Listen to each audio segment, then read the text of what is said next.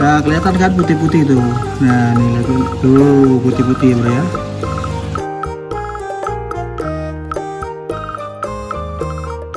Halo semua, balik lagi di Eriko Channel. Terima kasih sudah mengklik video ini dan selamat menonton. Kali ini gua akan mengkarantina ikan koi gua yang sakit ya bro ya. Salah satunya ikan koi gue sakit ketahuannya tadi pagi ketika gua mau konten bikin sarapan ikan koi.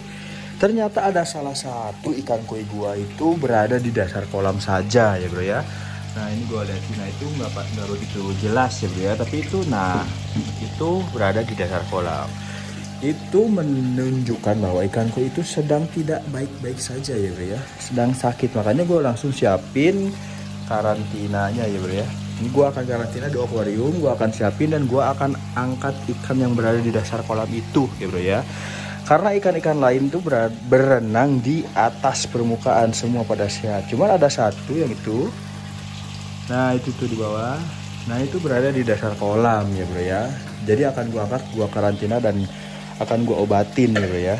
Nanti gue akan bahas juga proses karantinanya seperti apa, cara mengkarantinanya seperti apa, penggantian airnya seperti apa ya bro ya.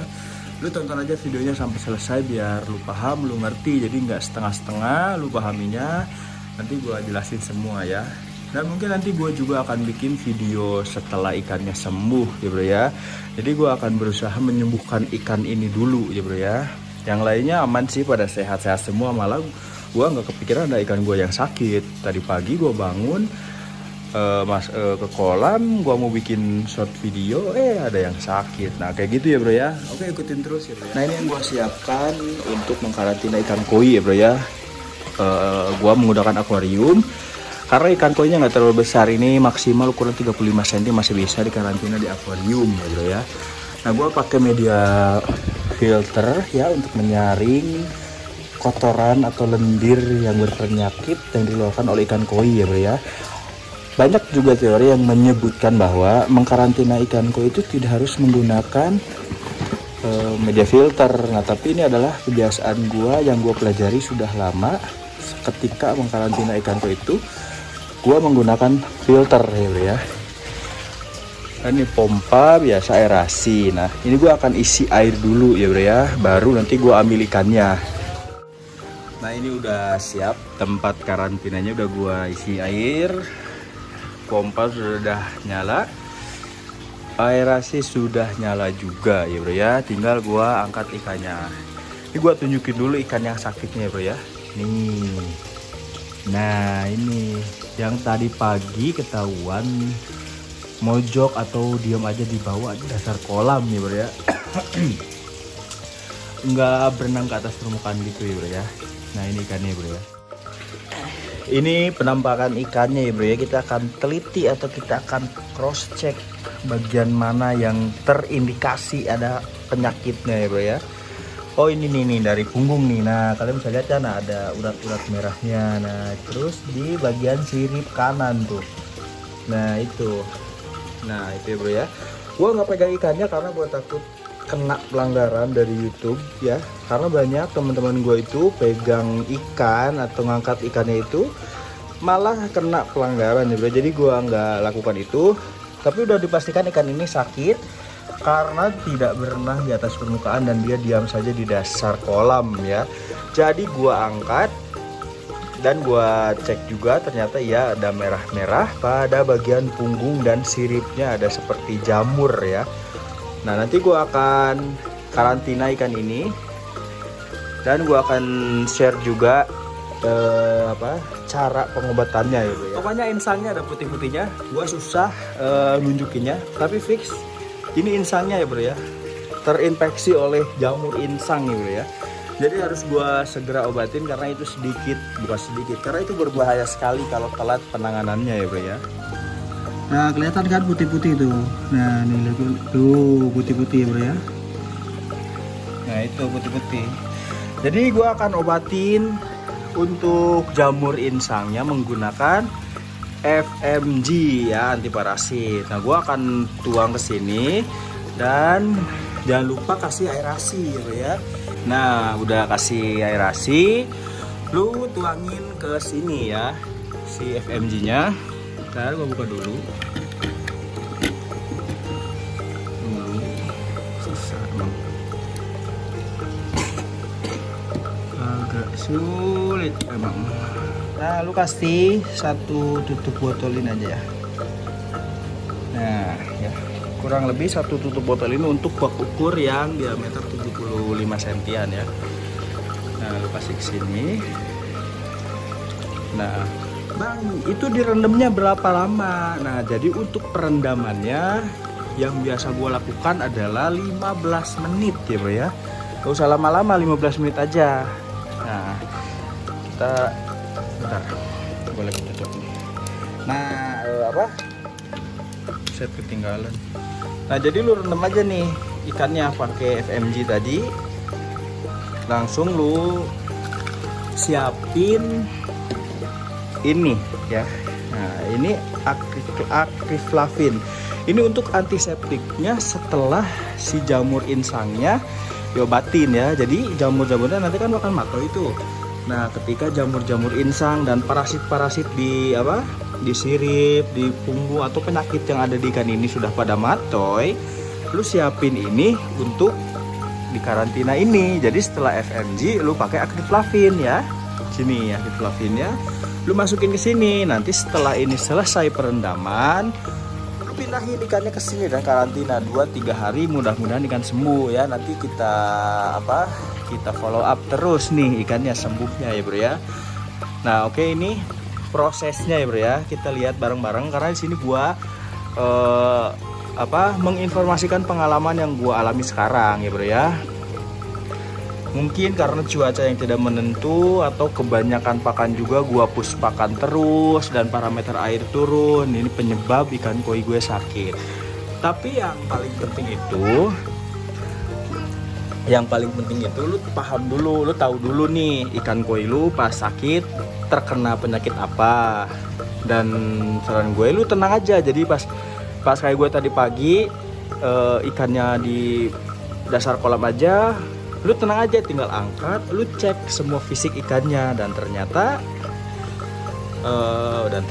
maksudnya gue, dan pasti lu menemukan ya beberapa penyakitnya. Nah, setelah lu temukan beberapa penyakitnya, lu baru tentukan obatnya. Jadi tidak semua ikan itu menggunakan obat A, penyakit ini menggunakan obat ini, tidak. Jadi lu harus kenali dulu ya, maksud gua gitu ya. Oke. Nah, ini ikannya sudah gua rendam. Nanti gua skip karena ini harus direndam 15 menit ya bro ya. 15 menit baru pindah ke sini. Gua mau siapin ini dulu pakai akriflavin. Jadi gua cut dulu videonya sebentar ya bro. Untuk akriflavinnya nih gua buka. Nah, ini kan di dalamnya tuh ada tutupnya lagi. Nah, kasih 2 tutup gini ya bro ya. Jadi 2 tutup gini lu masukin ke sini ya. Jadi untuk akriflavinnya 2 tutup yang kecil, kalau FMG nya 2 tutup yang besar ini ya bro ya. Ini baru 1, gua tuangin 1 lagi nih ya. Nih, lihat nih. Hop. Nah, suruh gitu pada tumpang kalau deh. Nah, kasih 2 ya. Untuk perawatan setelah ikan di FMG dimasukkan ke sini, itu ganti airnya setiap hari ya bro ya. Setiap hari. Jadi sekarang nih gue obatin FMG nya sekali aja. Maksud gue yang ganti setiap hari itu ini ya. Si akriflavin ini lu gunain sekarang. Nah, besok pagi tuh lu ganti airnya setengah karantinanya, setengah akuarium atau sepas punggung ikan ya bro ya. Nah, sepas punggung ikan lu ganti air baru, tambah lagi akriflavinnya 1 tutup botol aja ya bro ya. Jadi 1 tutup botol aja. Nah, untuk ininya nggak usah, ini untuk di awal aja, ini untuk pertama aja, untuk membunuh parasit atau jamur-jamur insangnya nih, untuk membunuh ini aja kalau FMG.